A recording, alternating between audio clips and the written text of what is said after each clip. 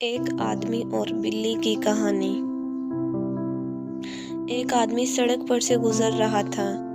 अचानक इसकी नज़र झाड़ियों में फंसी एक बिल्ली पर गई। इसने बिल्ली की तरफ देखा तो वो दर्द से करहा रही थी।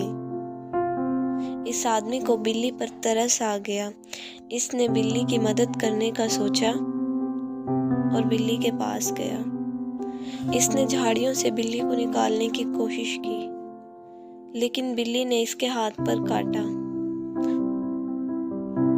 इसने फिर से बिल्ली को निकालने की कोशिश की, लेकिन बिल्ली ने दोबारा भी इसके हाथ पर काटा।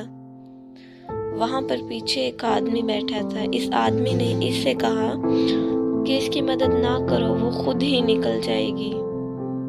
लेकिन आदमी ना माना और बिल्ली की मदद करने लगा।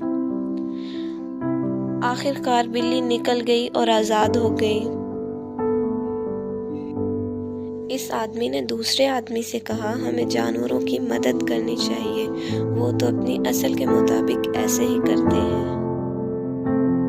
इस कहानी से हमें ये सबक मिलता है कि हमें अपनी इख्लाकियात के मुताबिक काम करना चाहिए, ना कि दूसरे की।